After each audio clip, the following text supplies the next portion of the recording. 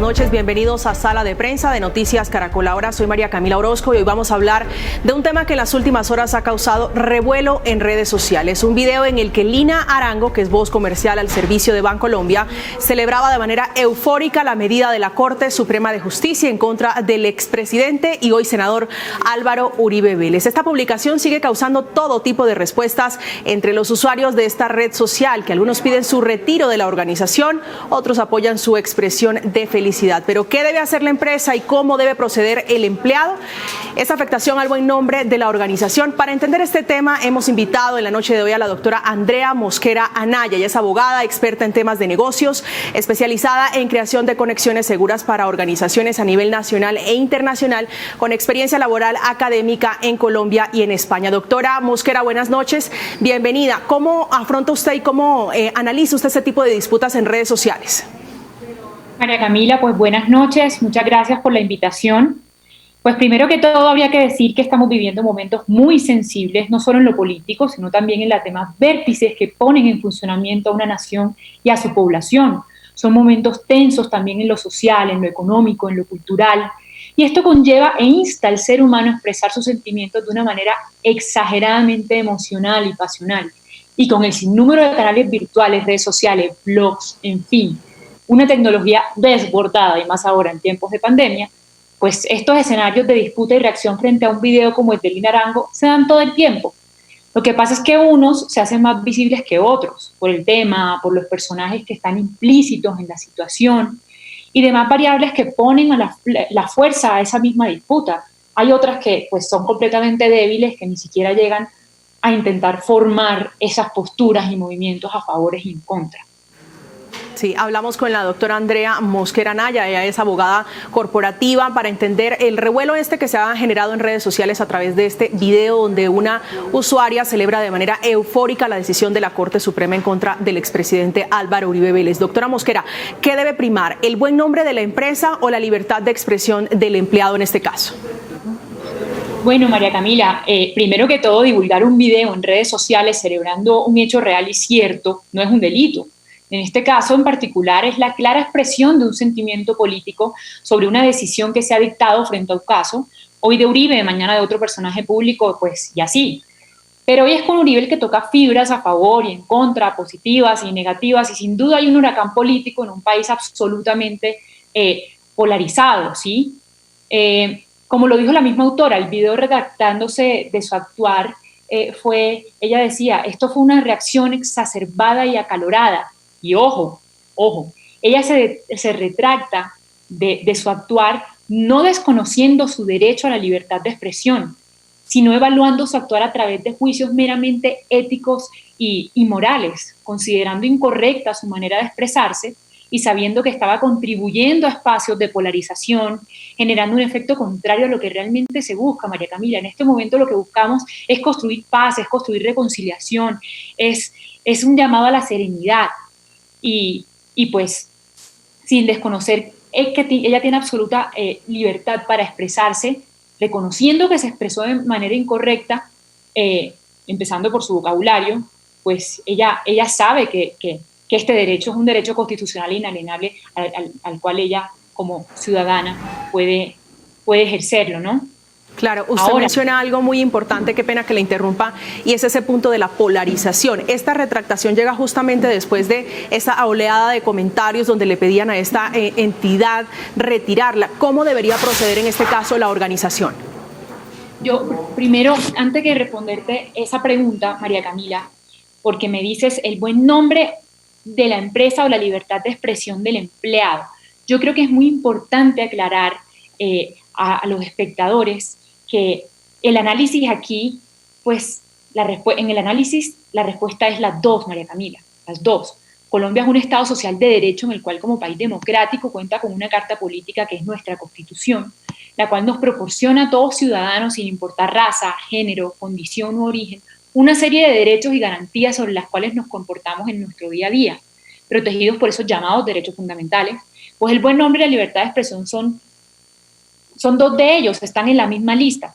Yo quiero mencionar y quiero hacer énfasis en esto, refiriéndome un poquito al marco legal que le acaece a estos dos derechos fundamentales que en este momento están inmersos en esta disputa, María Camila. En cuanto al buen nombre, lo primero que se preguntaría con tu pregunta al espectador sería, ¿tienen las empresas el buen nombre? ¿Es preciso hablar de buen nombre de una persona jurídica? ¿Qué dice la ley de esto? Y la respuesta es sí, por supuesto que es posible. Yo como abogada corporativa me veo en la obligación de precisar que el derecho al buen nombre con el que cuenta toda persona natural, que está consagrado en el artículo 15 de nuestra Constitución Política, la Corte Constitucional ha señalado en muchas de sus jurisprudencias que esa titularidad de los derechos fundamentales que están consagrados en la Constitución también le son atribuibles a las personas jurídicas. En la medida en que las personas jurídicas gocen de capacidad para ejercer derechos y contraer obligaciones, pues estas también son titulares de derechos fundamentales, ¿sí? Lo ha dicho textualmente la Corte Constitucional. Las personas jurídicas son titulares de derechos como el derecho al buen nombre, que es entendido en nuestro lenguaje corporativo y empresarial como la misma llamada reputación o el llamado goodwill en el derecho corporativo internacional. Pero le decía yo, y a eso sí quiero referirme, esta corporación, esta entidad bancaria se desmarcó de ese pronunciamiento de esta persona que les prestaba un servicio. Y para precisar nuevamente, le reitero la pregunta, ¿cómo debería proceder la organización frente a las voces que dicen hasta que no se retire, nosotros no tenemos ningún tipo de relación comercial, por lo menos con ustedes? Pues María Camila, en cuanto a esta respuesta, ellos deberían entrar a evaluar varios aspectos, ¿sí? En el actuar de Lina Arango, en las publicaciones hechas por ella, se puede evidenciar en su video que si bien ella está expresando su felicidad frente a un fallo de la Corte, también pues está utilizando palabras bastante fuertes, utiliza una misma palabra fuerte varias veces. Ahora bien, estos no son temas de actuar en automático, son temas de evaluar si Lina Arango se encontraba en su lugar de trabajo, si utilizó algún canal de comunicación de la empresa, si utilizó algún material directamente proporcionado por la empresa que visibilice material y sustancialmente a la empresa, porque de no ser así, el actuar de Lina Arango no vincularía directamente a la empresa para tomar ningún tipo de acción legal, María Camila. Técnica y legalmente, esto se daría, salvo que en las condiciones de su relación laboral hubiera una cláusula particular que impida este tipo de comportamientos. En mis prácticas también como oficial de cumplimiento sí se dan estos casos en los que los empleados se comprometen no solo dentro de las organizaciones sino fuera a manejar comportamientos éticos y esto se evidencia en la firma de alguna cláusula especial o en el contrato de trabajo donde hay un compromiso implícito de acatar la normativa o el contenido de manuales de conducta, de códigos éticos, de manuales de comportamiento, de códigos de buenas prácticas. Entonces, esto es muy cuestionable y ahora, pues en el mundo del compliance, que es la moda ahora en las empresas, pues están optando por hacer de los empleados no solo mejores profesionales, sino mejores seres humanos. Y el argumento es muy válido. Las empresas dicen que quieren no solamente formar académicamente y hacer crecer a las personas como profesionales, sino con valores y con principios, y también darles el compromiso de que sean la cara de la empresa, no solamente dentro, sino en su actuar en el día a día. ¿Cómo puede uno entrar a dirimir esta disyuntiva que se plantea a través de las redes sociales con la publicación de este video? María Camila, la imagen y la reputación es el activo más importante con el que cuenta una empresa. En este momento la preocupación es la reputación, es el buen nombre y de pronto si esta persona con ese video haya afectado o no a la empresa de la que hace parte, pero pues y sí, pues digamos que el panorama es que se puede perder, la imagen de una empresa se puede ir abajo en un minuto y para recuperarla puede tardar años. Pero ojo, no todas las actuaciones de los empleados de una empresa pueden ser consideradas un atentado contra su buen nombre, ¿sí? Porque pues todas son, como lo dice la Corte, evaluables caso por caso. Evaluable caso por caso. Y justamente otro asunto que se pone, digamos, en la mesa sobre lo ocurrido con esta mujer es que empezaron a promoverse en redes sociales tendencias como despide a un mamerto. ¿Qué opina usted de esto? María Camila, las discusiones entre posturas en una red social son difícilmente controlables. Esto no puede ser controlado por un ente regulador, ni por una entidad del Estado, ni por la rama legislativa. Esto es imposible. Simplemente se evalúan en particular aquellos contenidos que traigan implícitos amenazas o calumnias o algún tipo de agresiones que vayan directamente afectando la honra y el buen nombre de una persona a otra. Pero ya una tendencia es muy complicado de manejar. No se puede manejar de manera general, ¿sí? No puede Lina Arango ahora denunciar una tendencia en su contra, eso es imposible. Sí, es un tema prácticamente inmanejable, se sale de las manos y de hecho ha sido objeto de muchos debates de lo que es tendencia en redes sociales, y sobre eso quiero preguntarle si se puede decir y hacer prácticamente todo sin consecuencias legales. ¿Esto es así posible? Pues María Camila, me hace recordar un suceso del 11 de septiembre del año pasado, donde el magistrado José Fernando Reyes se pronunció en una de sus ponencias, luego de dar claridad a estos asuntos de las limitaciones y las expresiones que se hacen en las redes sociales y que son cada vez más susceptibles de tutela, ¿sí? Él decía, a todos los que están en redes sociales insultándose y tratándose soezmente, los jueces tendremos que decirles que se traten bien. Las obligaciones del juez van más allá de corregir el mal lenguaje de los ciudadanos.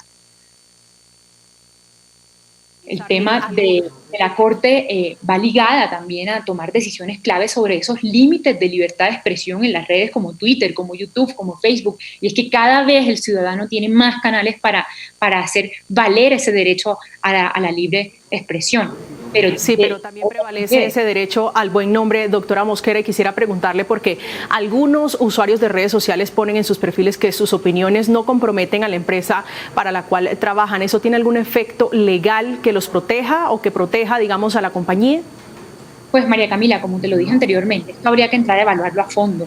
Sí, se debe entrar a mirar qué tipo de contrato tiene ella con la empresa, a qué compromisos está ella ligada por fuera de su espacio laboral y qué impacto reputacional sustancial generó esto a la empresa, ¿sí? Así se tomaría una determinación. De no ser así, pues un simple actuar dentro del marco de su libre expresión no podría ya perder su empleo ni ser juzgada disciplinariamente por la empresa. Todos estos escenarios cuentan con una lista de evaluables previos a que se tome cualquier determinación, María Camila. Sí, es la doctora Andrea Mosquera Anaya, abogada experta en temas de negocios y también especializada en la creación de conexiones seguras para las organizaciones. El tema que nos atañe hoy a propósito de esa discusión en redes sociales de esta trabajadora de esta corporación financiera que hizo expresiones un poco salidas también de tono en contra del expresidente Álvaro Uribe Vélez por esta decisión de la Corte Suprema. Doctora Mosquera, muchísimas gracias por habernos acompañado en Sala de Prensa. Feliz noche. Gracias a ti, María Camila. Buenas noches. Hacemos una pausa, pero ya regresamos con Ricardo Ospina, director del servicio informativo de Blue Radio y su radar, sobre el caso que tiene hoy ocupando los principales titulares de los medios de comunicación en Colombia y algunos países del mundo. La detención del expresidente Álvaro Uribe Vélez y de su abogado Diego Cadena. Esto es Sala de Prensa, ya regresamos.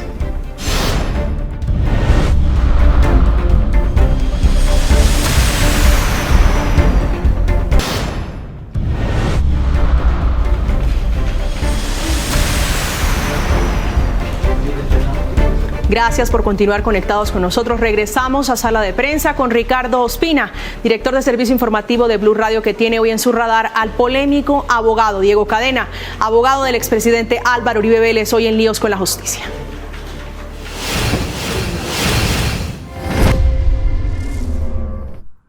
Hola, buenas noches. Hoy entra en el radar aquí en Sala de Prensa de Noticias Caracol Ahora la definición de la situación jurídica del abogado Diego Cadena, quien fuera uno de los defensores del expresidente Álvaro Uribe. Y hoy se definió su situación jurídica unas pocas horas después de que el expresidente Uribe fuera enviado a casa por cárcel por la Corte Suprema de Justicia. El juez 35 de Control de Garantías de Bogotá también envió a casa por cárcel al abogado Cadena, tras considerar que hay elementos de prueba que demostrarían que efectivamente cometió dos delitos, que son los mismos que se le endilgan al expresidente Álvaro Uribe: soborno y fraude procesal.